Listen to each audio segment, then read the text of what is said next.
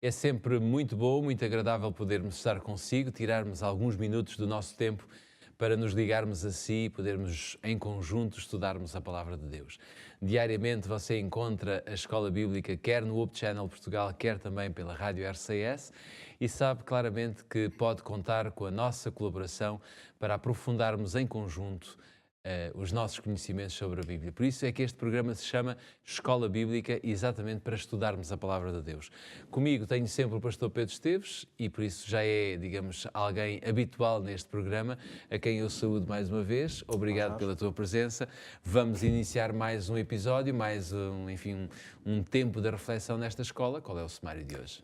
Vamos terminar o capítulo 11 analisando uma oração, podemos dizer assim, uma expressão, um hino de louvor com que Paulo termina este capítulo e vamos tentar tirar algumas conclusões finais desta própria oração e deste capítulo. As orações na Bíblia são sempre muito profundas e eu acredito que esta não foge à regra. Antes, porém, vamos abrir a nossa Bíblia em Romanos capítulo 11. Vamos apontar o nosso foco para esta leitura que se encontra nos versículos 33 a 36 do capítulo 11. Ora, a Bíblia diz o seguinte: ó profundidade das riquezas, tanto da sabedoria como da ciência de Deus. Quão insondáveis são os seus juízos e quão inescrutáveis os seus caminhos. Porque quem compreendeu o intento do Senhor? Ou quem foi o seu conselheiro? Ou quem lhe deu primeiro a ele para que lhe seja recompensado? Porque dele e por ele e para ele são todas as coisas. Glória, pois, a ele eternamente. Amém. Enfim, esta é uma oração, eu diria, sublime também, da parte de Paulo.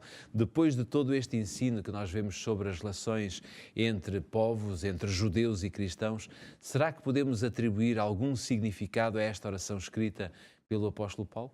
Sim, eu creio que é muito significativo mesmo o facto de Paulo, depois de uma discussão até um pouco densa e complexa, mas seguramente necessária para a realidade que ele encontrava na igreja, esta dicotomia entre judeus e gentios, esta compreensão de qual era ainda o lugar do judaísmo, da identidade de Israel, agora que a igreja, baseada, claro, em Cristo e no fundamento dos apóstolos, era uma nova realidade.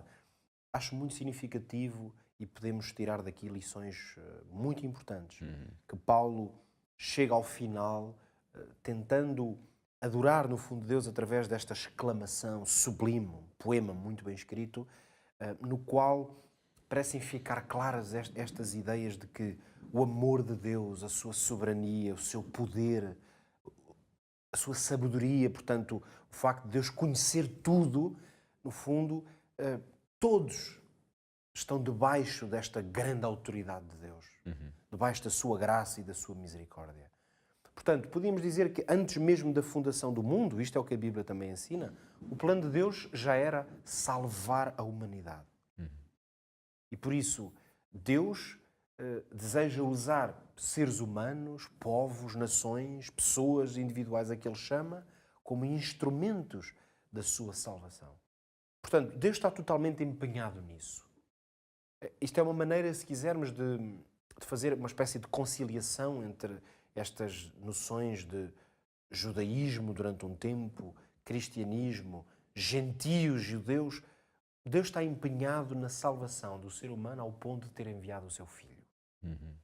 Por isso, Deus foi usando pessoas, povos ao longo do tempo, sempre neste firme propósito, como que um fio condutor que vai guiando a história desde o princípio, e os homens podem ser instrumentos disso.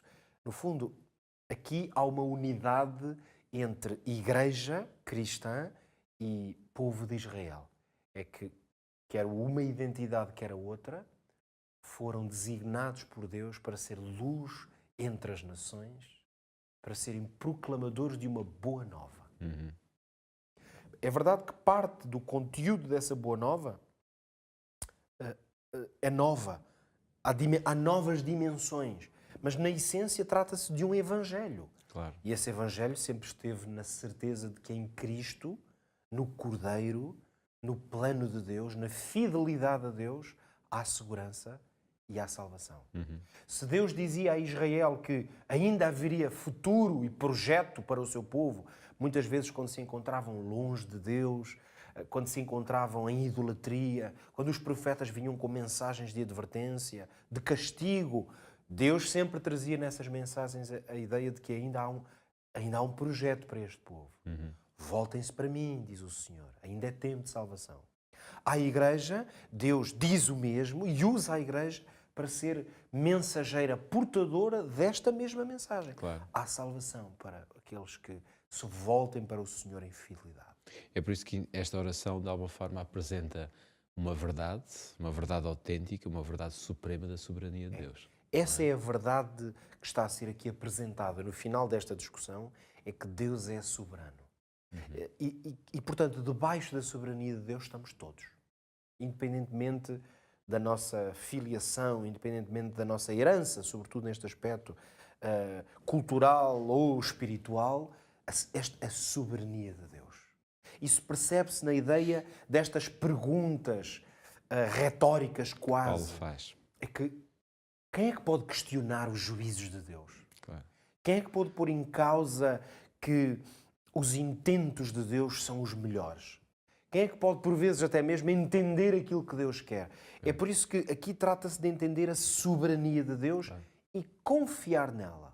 Paulo vai ao ponto de dizer quem foi o seu conselheiro, como se Deus precisasse de ter um conselheiro. Exatamente. Por isso, esta é uma oração que podemos identificar como sendo de louvor, de adoração, porque, por um lado, apresenta a omnisciência de Deus, Claro.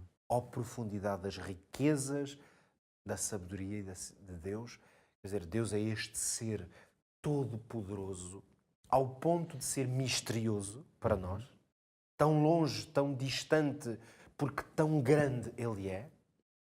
Mas a verdade é que apresenta esta oração a ideia de que o genuíno ato de adoração do ser humano é reconhecer que mesmo essas coisas insondáveis de Deus são-lhe inerentes e ele tem autoridade para agir dessa forma. Claro.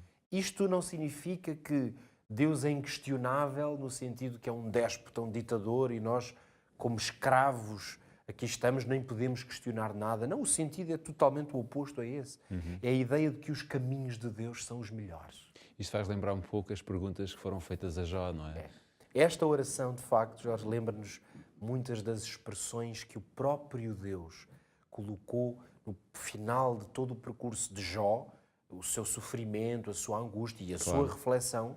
Eu gostava até de lembrar algumas, para quem não conheça tão bem a palavra e que não esteja talvez a recordar-se do que é que estamos a falar.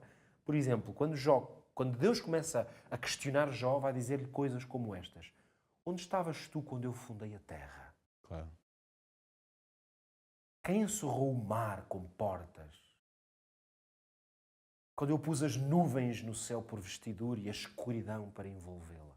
Claro. Quer dizer, Deus vai usar esta dimensão da sua grandeza, da sua soberania, para mostrar que, na verdade, nós precisamos de aprender a confiar nele. E esta é a diferença em apenas reconhecer Deus como Salvador e reconhecer que Jesus veio que é nosso Salvador, mas há um passo à frente desse, que é reconhecer e deixar que Deus seja Senhor.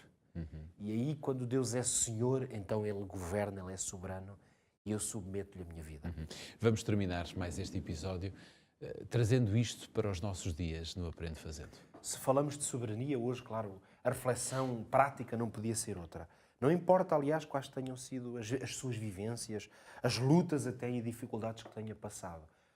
Submeta a sua vida a Deus. Confie nos seus caminhos, que às vezes são insondáveis. Por isso, aquilo que nós vivemos, tal como Jó, torna-se difícil de entender. Mas Deus sabe o que é melhor para si. E confie nele e nesta profundidade da sua sabedoria e Deus nunca o desapontará. São com estas palavras que nós queremos terminar esta série de episódios que fizemos para si, na certeza de que no nosso próximo episódio continuaremos a estudar a Epístola aos Romanos, porque queremos ir até ao fim deste livro, que é tão importante e tão rico.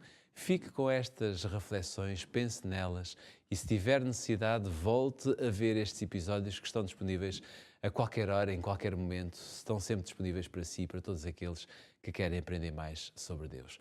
Fique bem, até o nosso próximo episódio.